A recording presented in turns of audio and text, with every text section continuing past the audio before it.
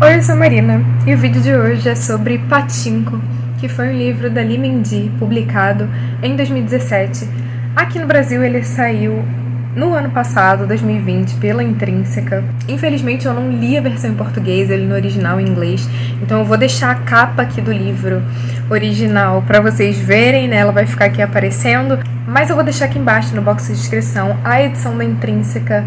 Porque se vocês sabem, se vocês comprarem pela Amazon, né, vocês não pagam nada, mas por isso vocês ainda me ajudam com uma mísera comissão, mas que já ajuda muito a investir aqui no canal. Antes da gente começar a falar do livro, eu acho que é importante falar sobre Pachinko. O que é Pachinko? E Pachinko nada mais é do que uma máquina, como se fosse uma máquina de azar mesmo, né, uma máquina de cassino, que se assemelha também um pouco ao pinball.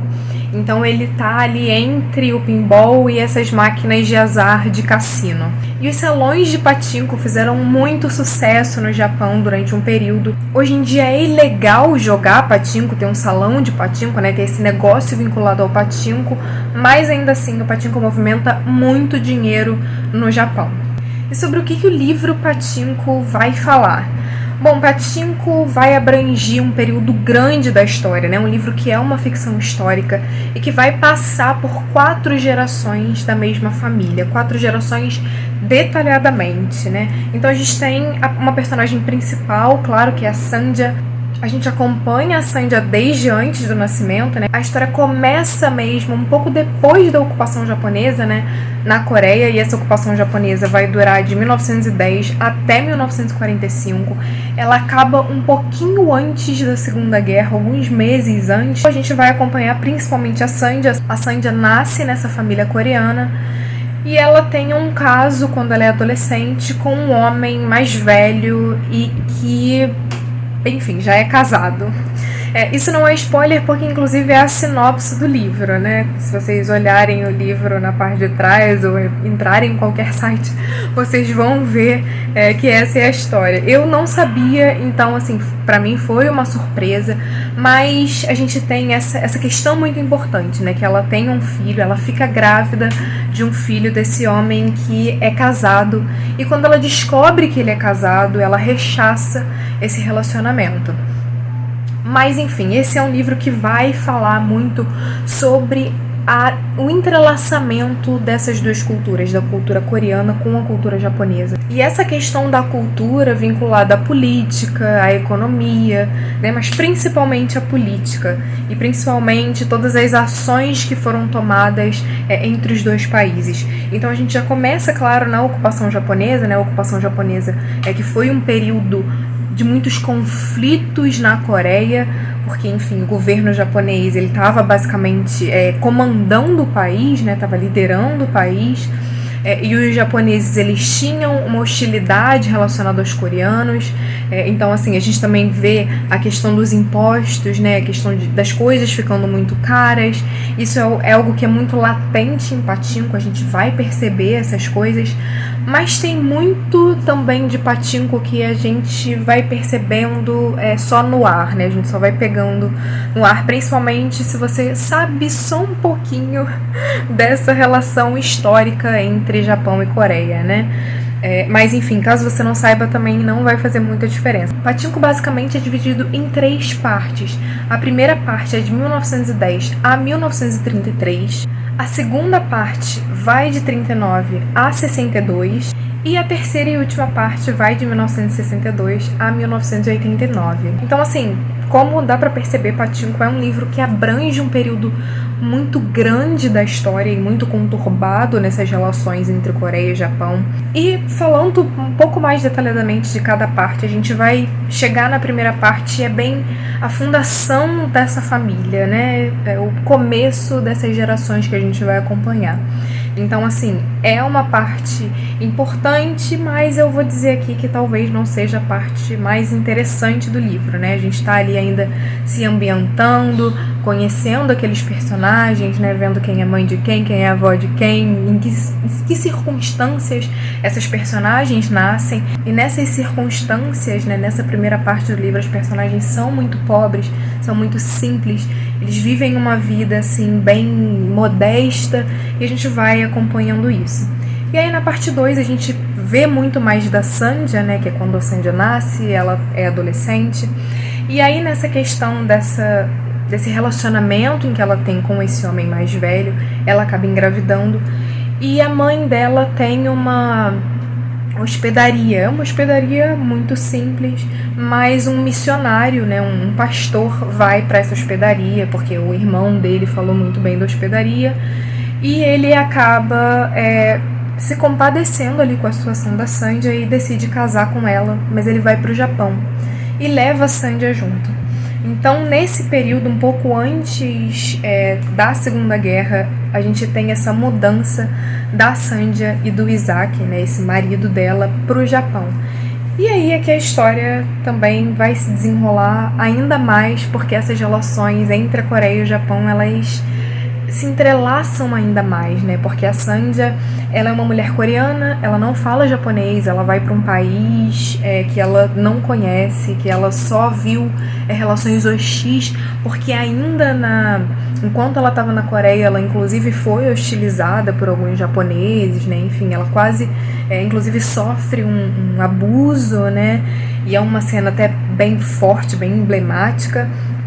E enfim, ela vai para esse país que para ela é hostil, né? Que não é um país onde ela se sente bem-vinda. Então é um livro que é muito interessante. Essa parte da Segunda Guerra, ela é muito legal. E a gente que já estudou a Segunda Guerra, a gente vê coisas muito interessantes acontecendo com essas personagens. E, por exemplo, às vezes, como eu disse antes, né? Tem esses momentos em que a gente sabe o que é, mas não fica muito claro. Então, por exemplo, tem um momento em que uma das personagens está conversando com as mulheres e dizendo para, olha, cuidado com quem vocês recebem, com quem vem conversar com vocês, porque na Coreia eles estão sequestrando mulheres, ou às vezes dizem que vão oferecer trabalhos para elas, elas nunca mais são vistas. Então, assim, a gente que já sabe da história, a gente sabe o que aconteceu com essas mulheres, né? Inclusive, tem uma história muito dolorosa e que, enfim, foi palco para discussões entre Japão e Coreia, até muito recentemente, continua sendo, aliás. Então, é bem interessante quando a gente vê por essa ótica de que, na verdade, elas não sabem muito bem o que está acontecendo, mas a gente sabe. Isso depois vai contar também para o final da Segunda Guerra Mundial e para as guerras entre as Coreias, né? Então, às vezes, tem personagens que ficaram em Pyongyang, porque a maioria dos personagens do norte, né, nessa história, eles vêm de Pyongyang, e a gente vê relatos de que, nossa, mas eu nunca mais ouvi falar dos meus parentes, eu não tenho notícias de pessoas que saíram do Japão para voltar para Pyongyang, não se tem notícias. Então a gente vê que, por exemplo, as personagens reclamam que na parte norte estão matando as pessoas, né? A notícia que matam as pessoas, que tiram as terras delas, e que não se tem notícias de ninguém, mas que na parte sul tá todo mundo morrendo de fome, assim, literalmente, sabe? As pessoas não têm condições de viver direito. Então, às vezes, os personagens até pensam em voltar para a Coreia, mas é também um futuro muito incerto, né? Mas pra gente é um futuro certo, né? Porque a gente está vivendo esse futuro. Então, é muito interessante. E aí a gente chega na terceira parte, que é justamente esse final da década de 60, que é a parte em que o Pachinko mesmo vai entrar em ação. E eu acho interessante justamente o título do livro ser Pachinko, não só porque o Pachinko dentro do Japão representou uma forma de ascensão da economia para os coreanos, sabe? Foi uma forma dos coreanos conseguirem trabalhar e subir na vida, porque tinham muitas pessoas que eram japonesas e que não empregavam coreanos, né? Eles tinham uma situação de vida muito difícil e o livro vai mostrar isso. E o Pachinko pode oferecer às pessoas essa chance delas saírem da pobreza, né, delas ascenderem social e economicamente dentro desse país que para elas é hostil. Mas a gente também tem a questão da sorte no Pachinko, né? e que muitas vezes a gente vê aqui nesses salões de pachinko, os donos, ou enfim, a pessoa que está tomando conta desse salão de pachinko mexe nas máquinas justamente para a pessoa não ganhar o tempo inteiro, né? Porque ainda é um negócio. Eu acho que o livro o tempo inteiro mostra essa relação de sorte da sobrevivência dos coreanos, mas que às vezes existem sim pessoas que querem mexer na sua sorte, que não querem que você ascenda de jeito nenhum, né? Então esse título é muito interessante. E aí tem uma coisa muito interessante também nessa terceira parte, porque o que acontece? No primeiro livro é uma geração inteiramente coreana, nascida em solo coreano. No segundo livro é uma geração que nasceu no solo coreano, mas que está morando no Japão. E no terceiro livro é justamente essa geração de coreanos que já nasce no Japão. E que mesmo assim é uma terra que, por mais que eles tenham nascido ali e que tenham sido criados ali, eles são rechaçados ainda, sabe? E a vida ainda é difícil, e eles ainda são vistos como coreanos, por mais que falem japonês fluentemente, às vezes muito mais fluente do que o próprio coreano. Então é muito interessante toda essa relação entre a Coreia e o Japão que o livro vai estabelecer do início ao fim. E bom, foi um livro que eu gostei imensamente. Algumas pessoas reclamam que é um livro com o qual você não consegue entrar muito em contato com as personagens, porque talvez seja um livro muito curto para abranger toda essa questão histórica. E muita gente acha que às vezes ele é cortado abruptamente, às vezes as pessoas não entendem muito bem, que pula o foco de uma personagem para outra. Eu confesso que eu não tive problema nenhum com isso.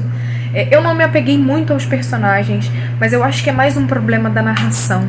Porque esse é um livro narrado em terceira pessoa e uma terceira pessoa bem distante, mas tem uma escrita também. Eu acho que a escrita da Lee Min-ji contribui muito para isso, porque não é uma escrita poética, é uma escrita muito crua, o que faz sentido pro gênero, né, pra ficção histórica que ela quer criar, que é bem histórica mesmo, né, isso acaba sendo um pouco mais ligado à parte histórica do que da ficção, por mais que a gente saiba que seja uma história de ficção, mas acaba sendo um pouco mais difícil da gente ter empatia por aqueles personagens, por mais que as situações sejam empáticas o suficiente.